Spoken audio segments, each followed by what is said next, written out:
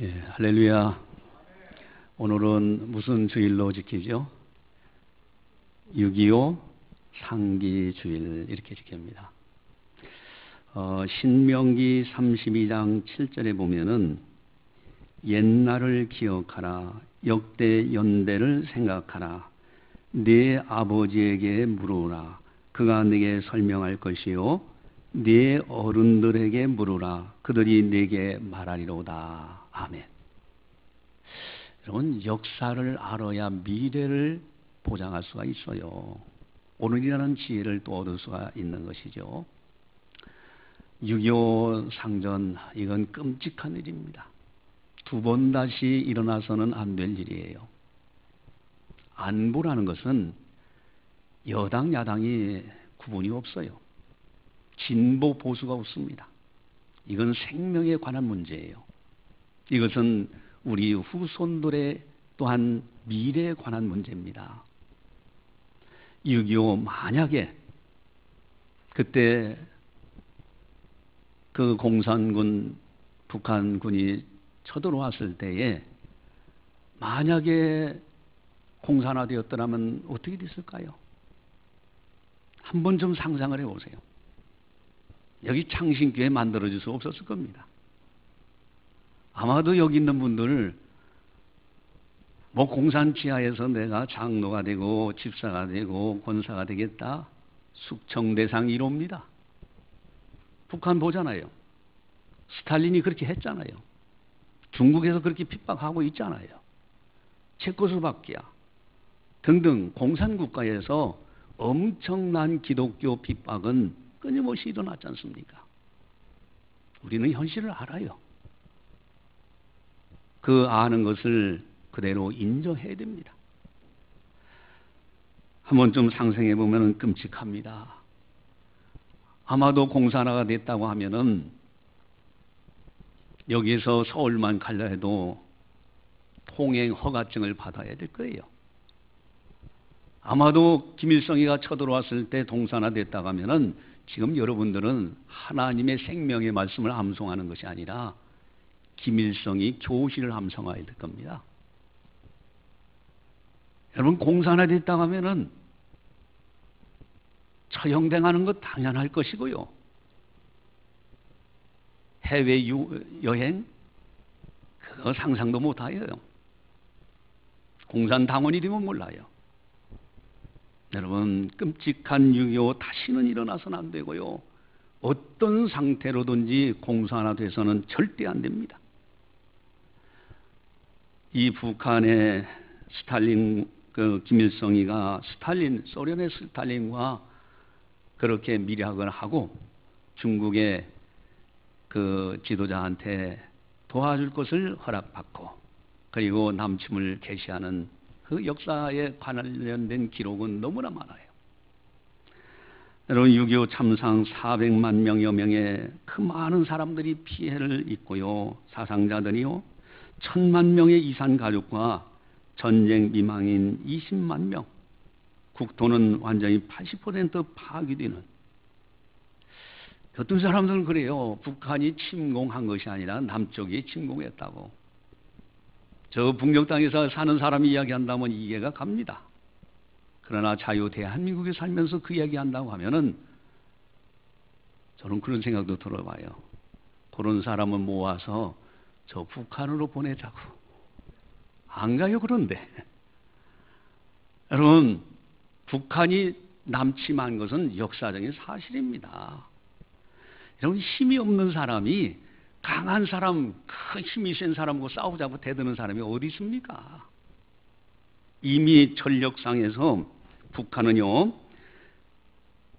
군사만 해도 19만 8,380명, 그러나 남쪽은 10만 5,752명인데 그것도 이제 게릴라 이 남쪽에서 일어나는 그것을 치안 질서를 위해서 절반이 내려가고 결국은 4대 1의 휴전선 근처에서의 군사력 열세입니다. 거기에다 탱크는 한 대도 없어요. 근데 북한은 242대입니다.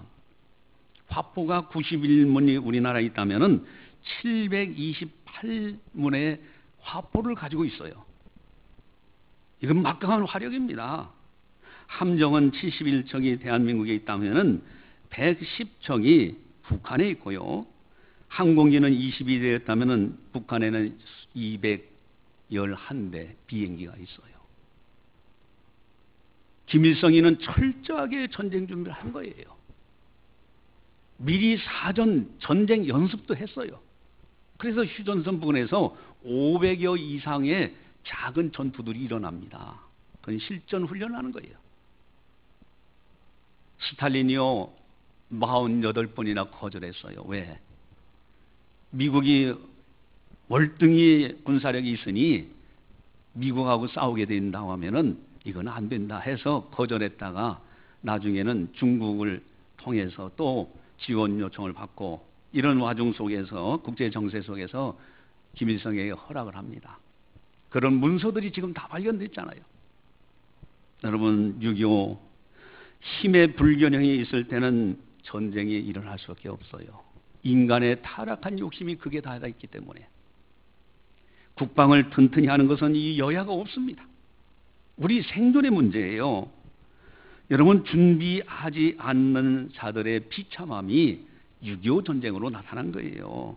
그 당시에 남쪽에서는요 체육대회하고 뭐 이념 갈등하면서 서로 뭐 논쟁하고 다투고 자유를 방종으로 여기고요.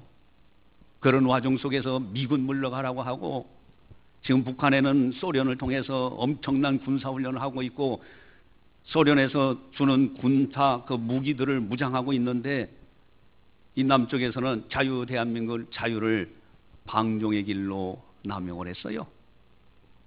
결국은 미국이 물러가시오. 1년 만에 6.25 전쟁이 터집니다.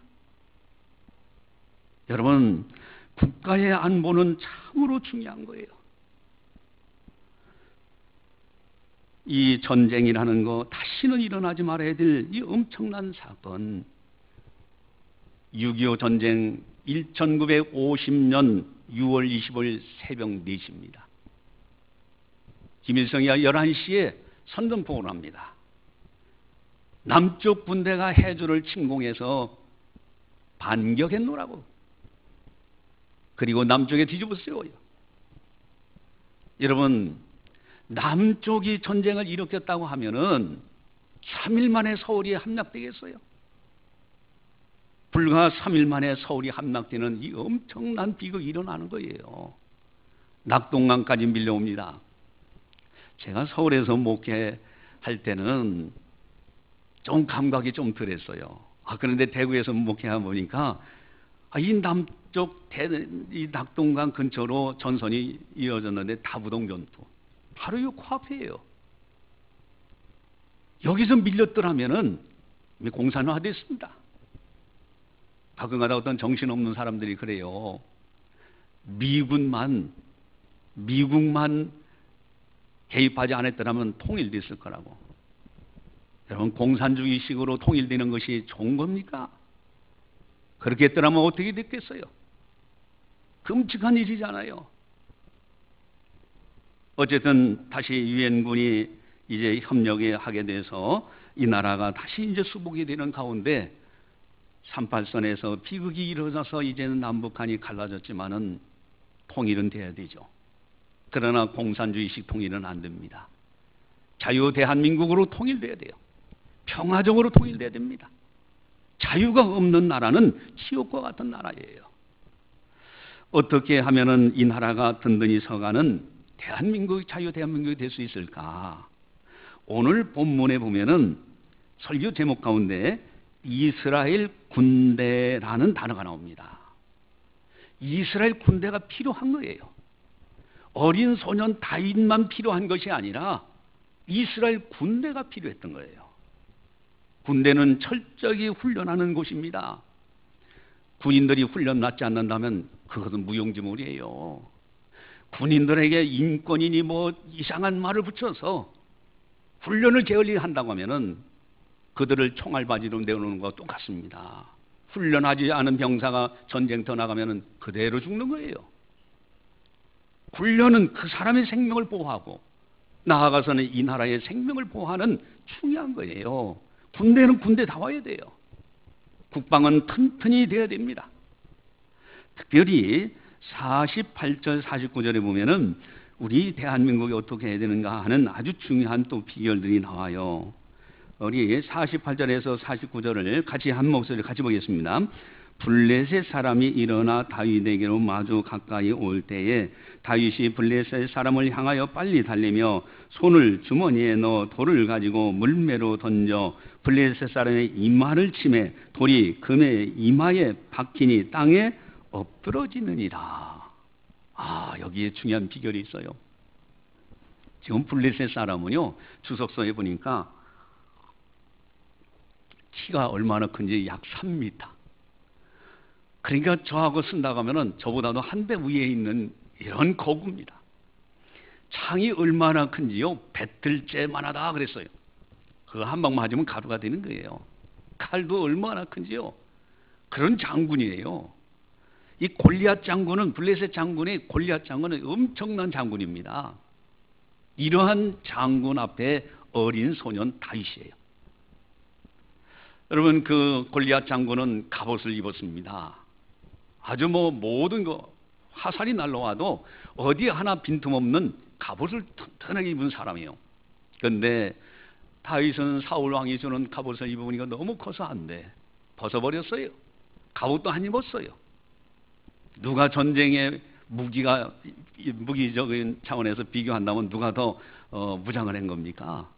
당연히 골리앗 장군이겠죠. 그런데 아니에요.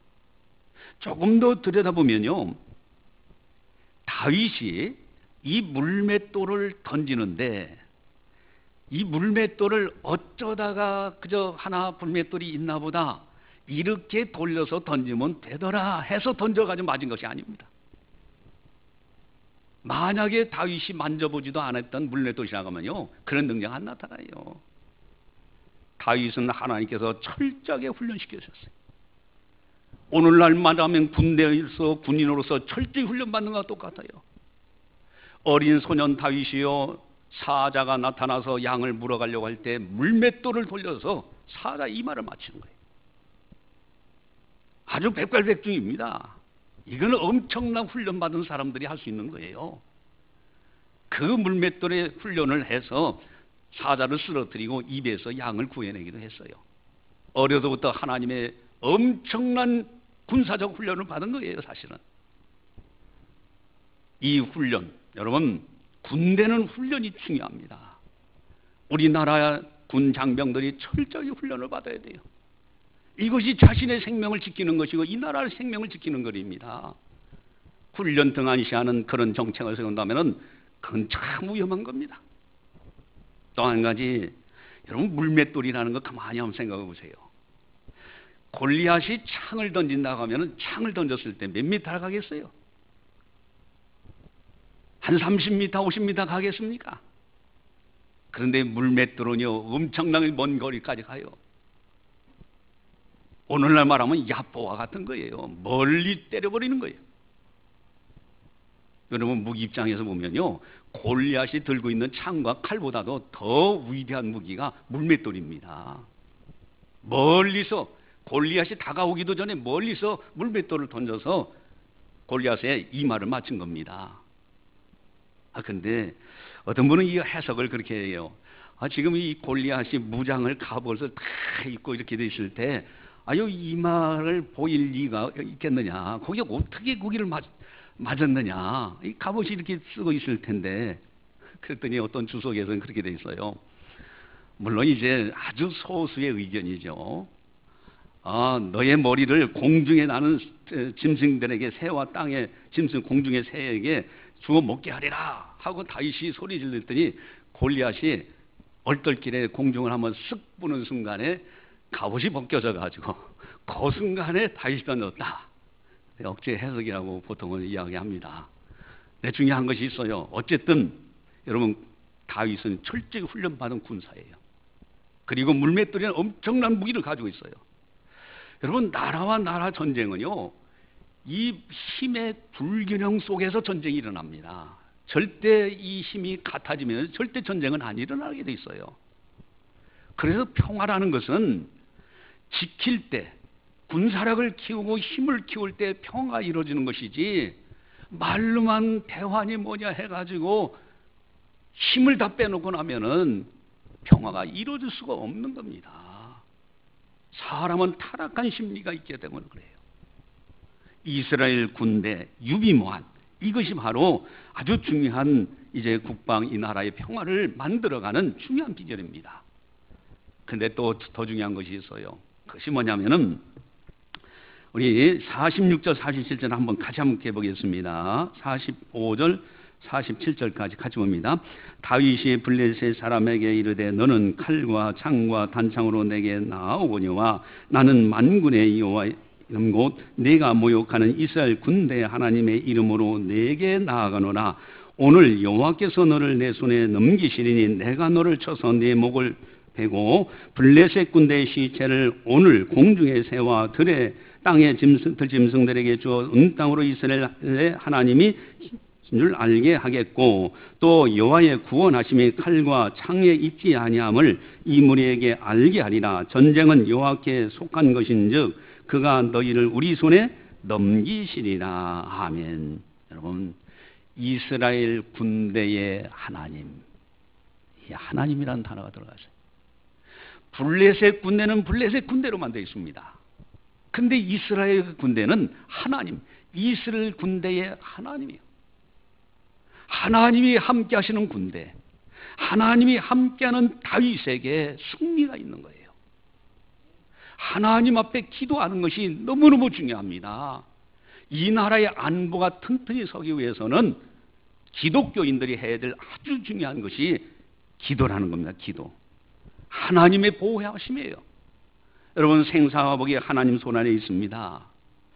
참 6.25 전쟁 그것을 이렇게 이제 그런 이야기들을 스토리를 쭉 읽어보고 하는 가운데 우리들이 다 발견하고 또 매 6.25 상기주일 때마다 제가 이제 말씀드리고 했던 부분이 있는데, 여러분, 낙동강까지 공산군이 밀려왔을 때 우리나라 자유 대한민국 풍전등화했었어요. 그 조금만 밀고 가면 끝나는 거예요.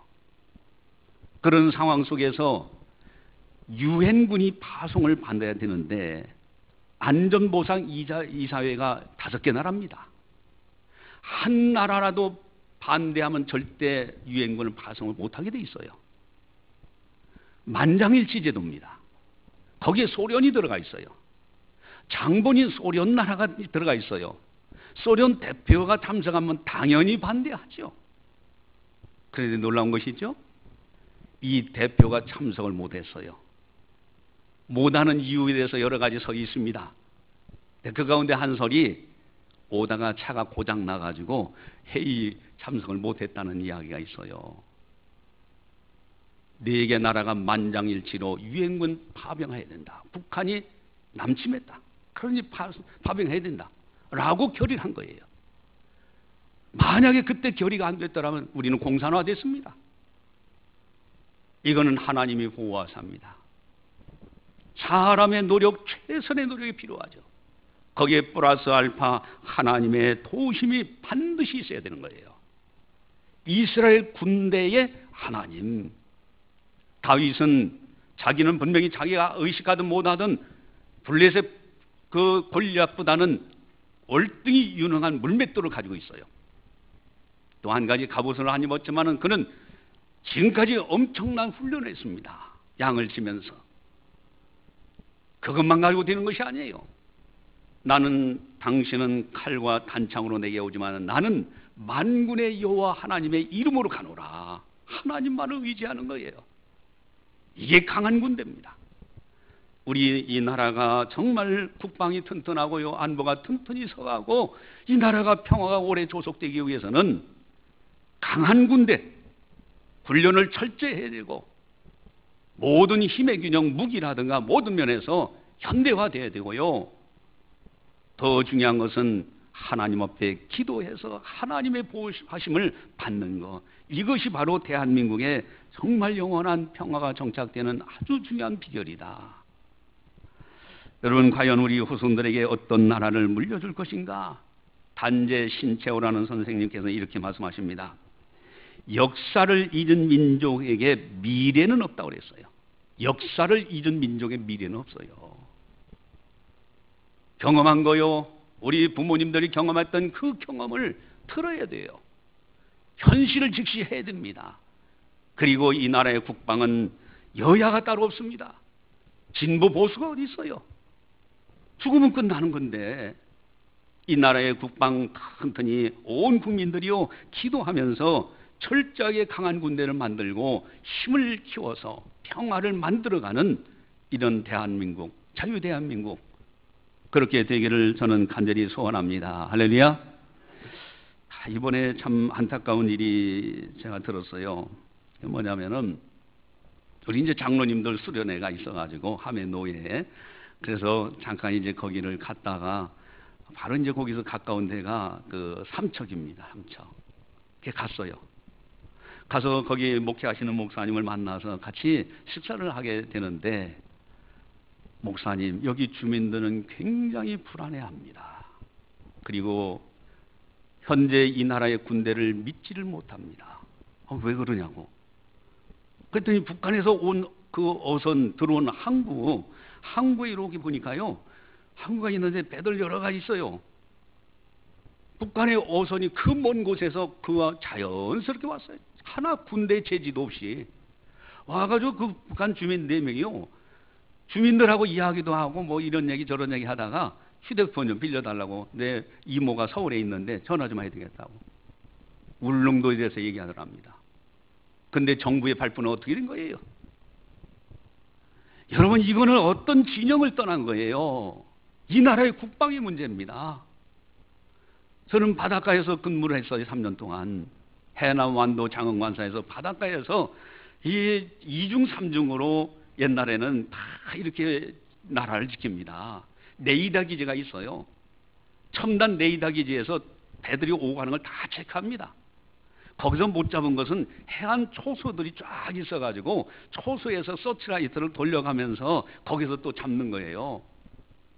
그것도 부족해서 예비군 또 방위병들 불러가지고요, 그분들한테 수류탄이라든가 이런 거, 조명탄 다 이렇게 탄창을 끼워가지고요 곳곳에 가서 잠복 근무하게 합니다. 제가 군대 생활할 땐 그렇게 했어요. 근데 이번에 속초에 가보니까요, 어떻게 된 게 진지가 없어요. 진지가. 저 위에 최첨단 레이더 그 부대가 있다고 합니다. 산 위에.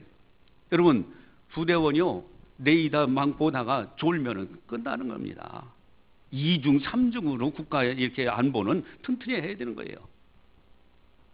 그리고 정부가 발표한 거를 들어보면서 그 주민들이 볼 때는 이건 거짓이다.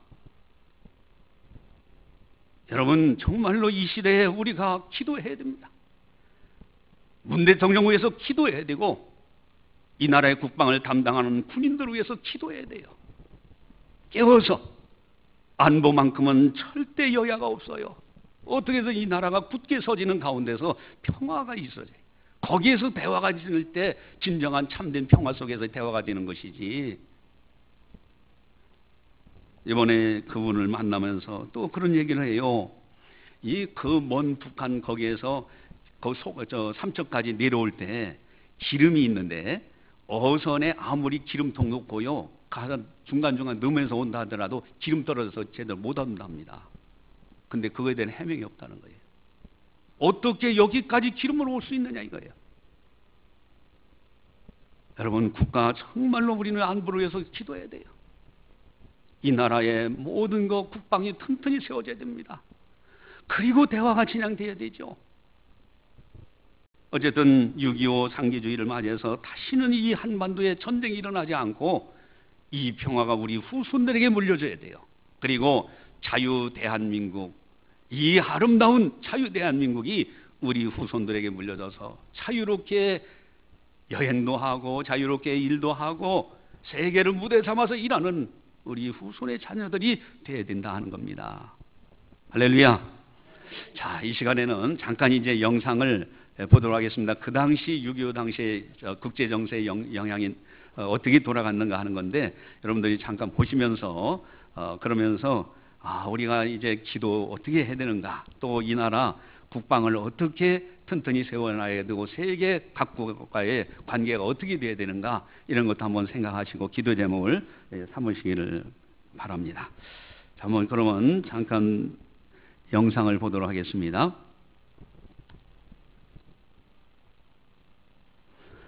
(1945년 8월 15일) 세계 역사상 가장 끔찍한 대전장이었던 2차 세계전이 끝나고 일본이 패전국이 되자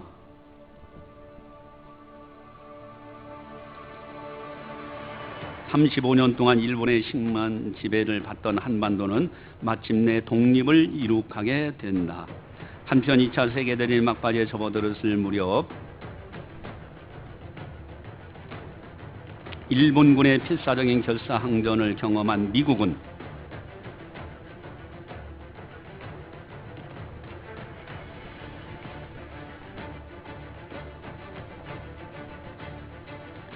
희생을 줄이고 종전을 앞당기기 위해 소련에게 일본과의 전쟁에 참전해 줄 것을 요청했고,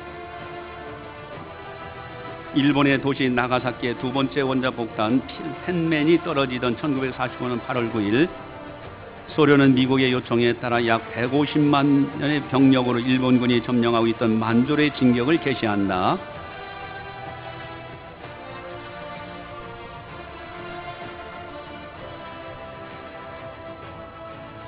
만주에 주둔하던 90만의 일본 관동군은 소련군의 공격을 맞자 급속도로 무너져 버렸고, 파죽지세로 진격한 소련군은 곧 한반도 북부까지 진입하는 데 성공한다.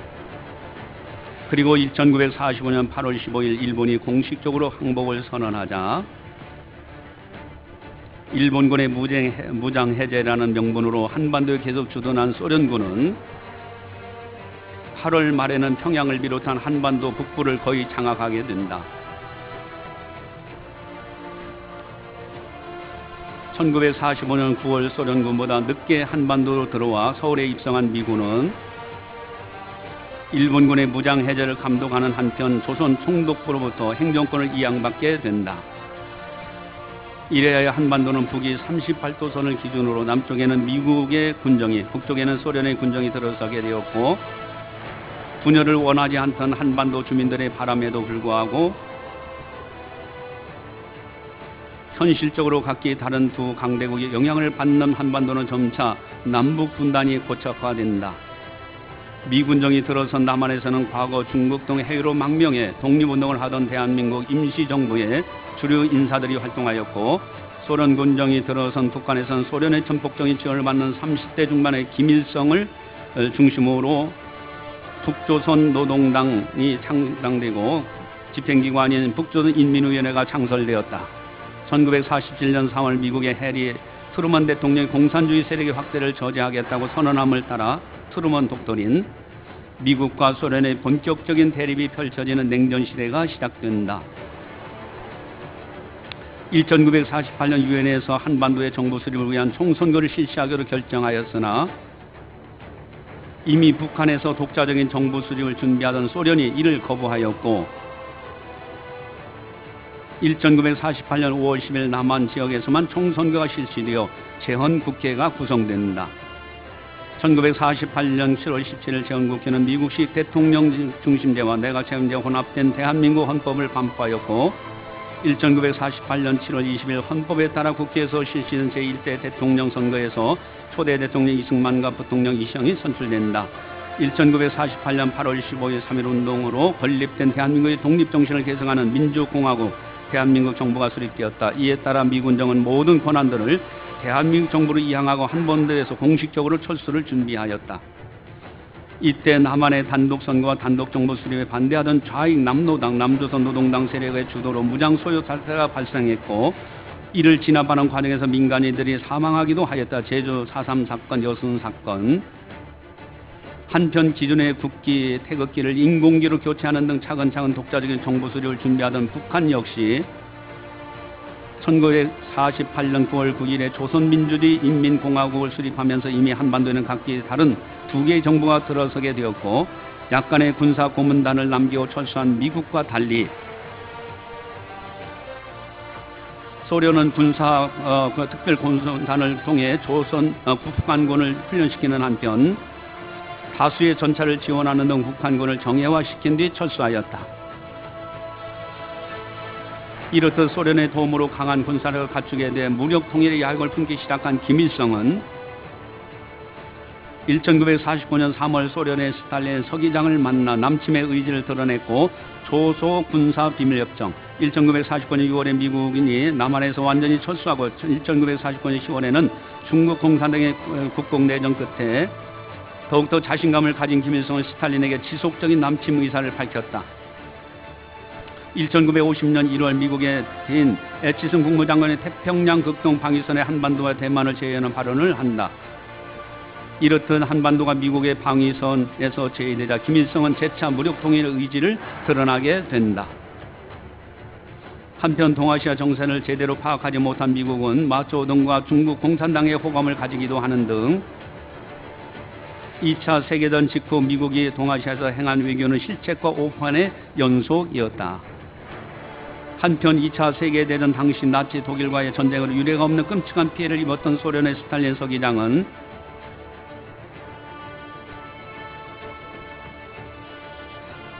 (2차 세계대전에서) 미국이 보여준 압도적인 국력을 체감하고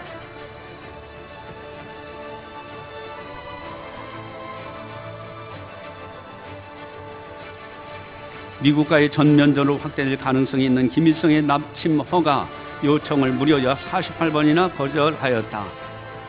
하지만 미국에 이어 두 번째로 원자폭탄 실험에 성공하기도 한 소련의 스탈린은 1950년 4월 국제정세가 유리하게 돌아가고 있다고 판단하여 마오쩌둥 등의 동의를 얻는 조건으로 김일성의 남침 계획을 승인한다. 그리고 1950년 6월 25일 새벽 4시 10일 만에 북한군이 38선 전역에서 대한민국을 대대적으로 침략한다.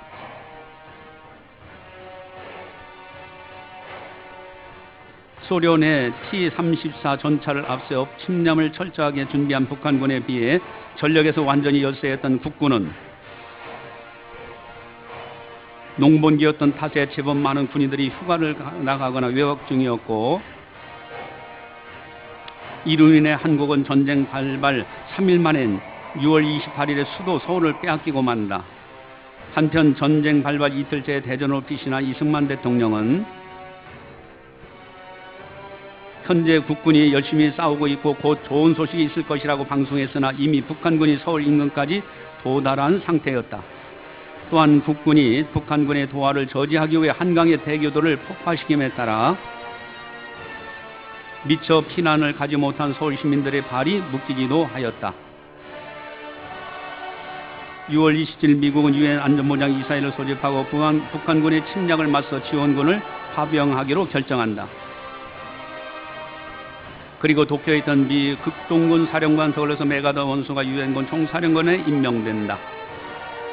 한편 빠르게 서울을 함락시킨 북한군이지만 동부전선의 북한군은 춘천 전투에서 국군 6사단에게 진격을 저지당하였고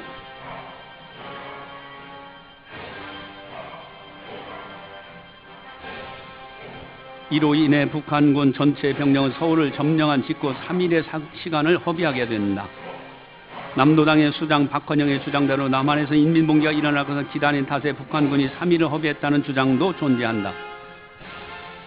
1950년 7월 3일 동안 진격이 멈춰버린 북한군이 한강을 도하여 남진하기 시작했고 일본에 주둔하던 미 육군 24 보병사단이 한반도로 파병되었지만 파죽지세에 북한군을 막기에는 역부족이었다. 북한군은 대전과 호남 지역을 빠르게 점령하며 대구를 압박하였고 우리가 사는 대구죠.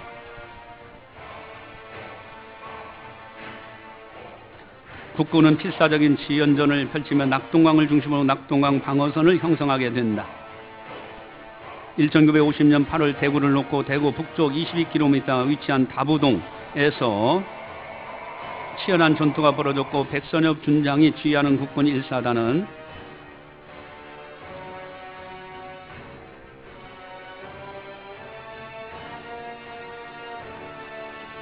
제공권을 장악한 미 공군의 융단 폭격에 힘입어 3만의 북한군을 격퇴하는 데 성공한다. 다부동 전투. 바로 옆에 있죠. 1950년 9월 15일 메가더 장군은 약 260척의 군함과 7만의 병력으로 인천 상륙작전을 실시한다.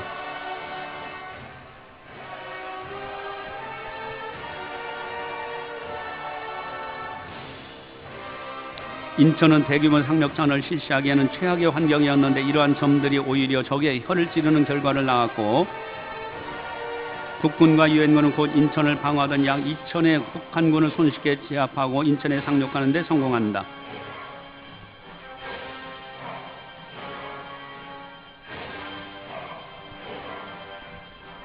이렇듯 인천 상륙작전의 성공으로 북한군의 보급선을 절단하는 어마어마한 효과를 거둔 국군과 유엔군은 낙동강 방어선에서도 반격을 개시하여 9월 28일에 서울을 수복하는 등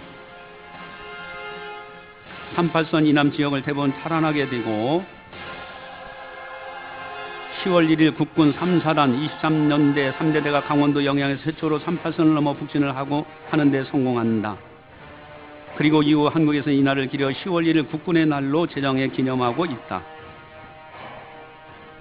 10월 7일 유엔은 한반도 통일에 대한 결의안을 통과시키며 대한민국의 북진 통일을 지원한다. 10월 19일 대반격을 실시하며 북진한 국군과 유엔군은 전투 끝에 평양을 수복하였고,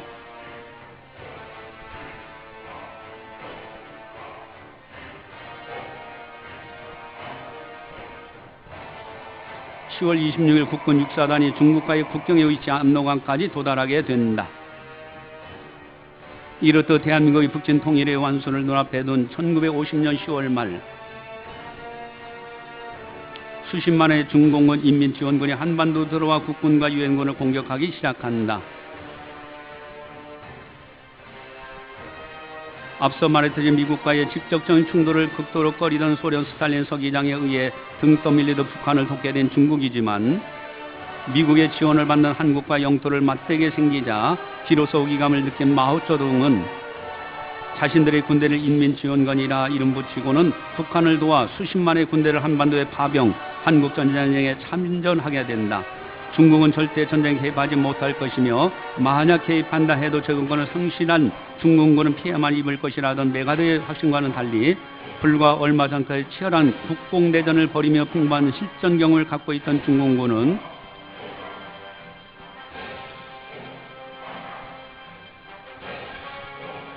홍도 하의 장군의 지휘 아래에서 산능선을 타고 신속하게 기동하며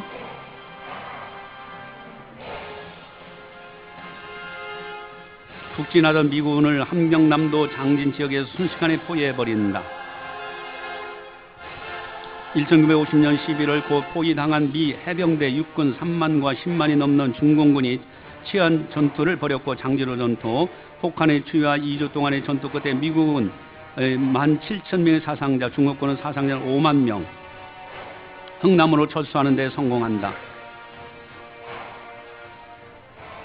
1950년 12월 철수 명령에 따라 흥남으로 집결한 10만 명의 미군과 중국 국군은 10일 동안 193척의 성박을 동원해 남쪽으로 철수했는데, 이때 수많은 피난민들도 군인들과 함께 남쪽으로 피신하였고, 특히 선장 네더나드 라우르의 결정으로 화물들을 버리고 무려 14,000명의 피난민을 태운 메드리스 빅토리호는 가장 많은 인원들을 구조한 단일 선박으로 기네스북에 등재되기도 한다. 흥남 철수작전.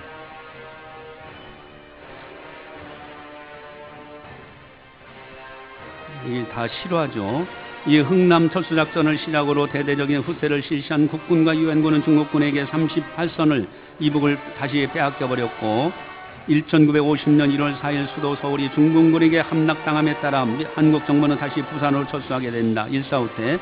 1951년 3월 나름 전력을 잘 보존한 국군과 유엔군은 반격을 가하여 다시 서울을 탈환하고 38선 부근까지 들어간다. 그리고 이후 전쟁은 종전의 순간까지 38선 근처에서 크고 작은 고진에 벌어지는 양상으로 흘러가게 되고, 1950년 10월 강원도 철원의 백마고지에서 중공군과 정면으로 맞붙은 국군 9사단은 백마고지 전투, 고지의 주인이 12번이나 바뀌는 혈투 끝에 중공군에게 14,000명의 사상자를 안기며 대승을 거두게 된다. 국군 사상자 3,400명.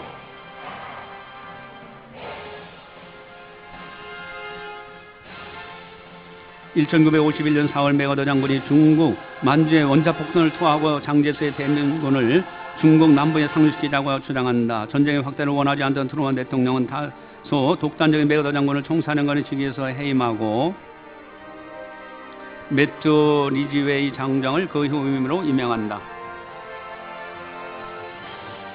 한편 이승만 정부는 중국군에 대항하기 위해 만 17세, 40세의 장정들을 국민방위군을 조직했는데 국민방위의 고위 간부들이 군수물자와 국보금을 빼돌려 1.4.5 대당시 많은 아사자가 발생했던 일이 폭로되었다. 그리고 1951년 4월 이 국민방위군 사건으로 이시영 부통령과 신성모 국방장군이 사퇴하는 등 이승만 정부는 잠시 타격을 입기도 한다. 이 부정부패는 아주 38선 근처에서 전선이 고착화 되자 1951년 7월부터 유엔과 공산진영 사이에 휴전회담이 열렸는데 국경선과 포로 소환을 놓고 양측의 입장 차이를 보이자 휴전회담은 중단되고 재개되기를 반복하였다. 휴전회담이 중단되면 조금이라도 더 영토를 확보하기 위한 치열한 고지전이 펼쳐졌고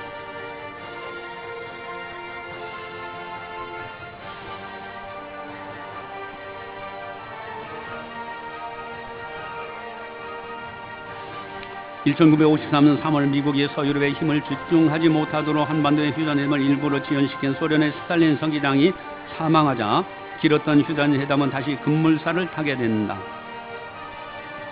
1953년 6월 한미 방위조약을 체결하기 전까지 휴전은 없다고 선언한 이승만 대통령 미국이 별 반응을 보이지 않자 2만 7천 명의 반공포로 공산군 출신임에도 공산국가가 돌아가기를 거부하는 포로들을 독단적으로 석방하며 미국을 충격에 빠뜨렸다.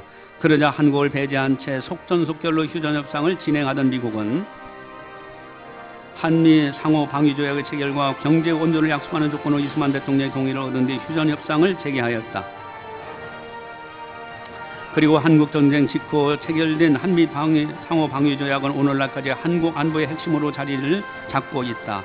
1953년 7월 20일 마침내 정전협정이 체결되면서 약 3년 동안 치러진 한국전쟁은 폐허가 된 국토 수백만의 사상자와 이산가족들을 남긴 채 중단되었고 1953년 7월부터 시작된 휴전 상태는 1919년 1월 현재까지도 지속되고 있다. 한민족 최대의 비극 6.25 전쟁을 주도한 민족의 대역죄인 김일성은 전쟁 이후 북한의 지도자 북한을 약 40년 통치하였고 김일성, 김정일 부자가 통치한 70년 동안 북한은 세계에서 가장 가난한 거지국가로 전락함과 동시에 국제사회의 신뢰를 전혀 받지 못하는 나라로 추락해버렸다. 반대로 13만 명의 사상자를 낸 미국을 비롯해 여러 유엔 회원국들의 도움을 받아 북한군의 기습남침을 막아낸 자유 대한민국은 한국전쟁 이후 격동의 시기와 수많은 우여곡절을 겪으며 산업화와 민주화의 성공, 현재 세계 10위권에 달하는 경제 규모를 가진 세계 속의 우뚝 선 나라로 성장하게 된다. 끝으로 목숨 바쳐 자유됨을 지켜주신 6.25 전쟁 참전 용사분들을 기리며 이 영상을 마치도록 하겠습니다.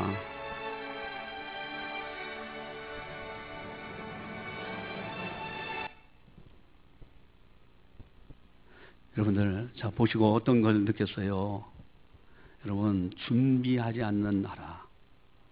북한은 철저하게 전쟁 준비를 했어요. 소련에서 탱크 등 많은 지원을 받아서 훈련 집중 훈련을 했고 예비 전투 훈련도요 500여 차례나 북지전을 합니다. 그러면서 키워서 남침을 한 거예요.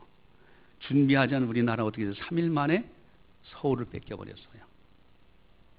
여러분 우리나라가 정말로 이 나라 유비무한 준비 국방만큼은 튼튼히 세워야 됩니다. 이제는 이 나라 정부 문정부 정말로 국방을 튼튼히 세우고요 우리 후손들에게 평화를 물려줄 수 있는 정부가 되도록 우리는 위에서 기도해야 돼요. 다른 거는 조금 부족해도 좋아요. 이렇게 할 수 있고 저렇게 할 수 있어요.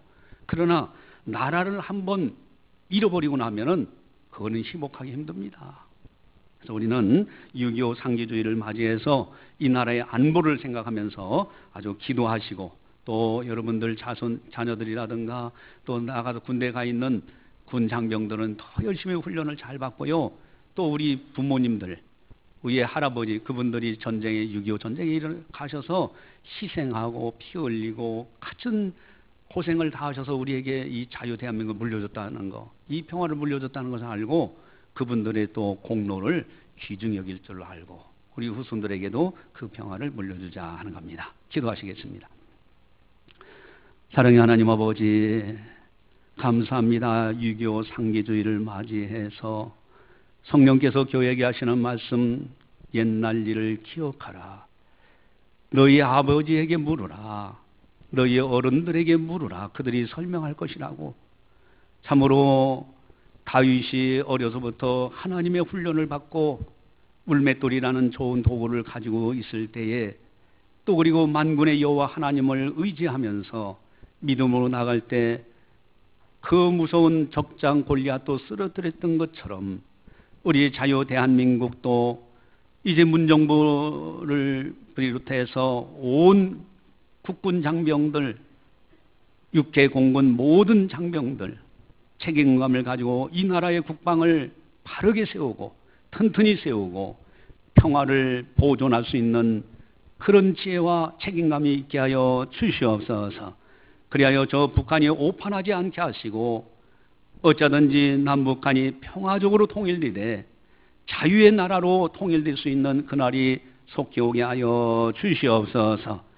저 북녘 땅에 이제 일당 독재뿐만 아니라 부자 세성을 통해서 백성들을 유린하는 악한 정권이 속히 무너지게 하시고 실망하는 우리의 민족, 우리 형제들 속히 해방되어져서 자유롭게 하나님의 전을 출입하는 그날이 오게 하시고 하나님의 영광이 선포되는 땅이 될 수 있도록 은혜 베풀어 주시옵소서. 또한 미국과 러시아와 일본과 중국 주변 여러 나라들 힘의 균형 속에서 이 한반도에 다시는 전쟁이 일어나지 않도록 지켜보아야 주시옵소서. 또 우리에게 부탁하신 복음 전후 전파 땅끝까지 선교하는 자유 대한민국이 되어지게 하시고 저 북녘 땅과 자유롭게 복음으로 통일되어져서 함께 더불어 땅끝까지 선교하는 이 나라 이 민족 한반도 우리 대한민국이 되게 하여 주시옵소서. 감사하고 예수님의 이름으로 기도드리옵나이다. 아멘.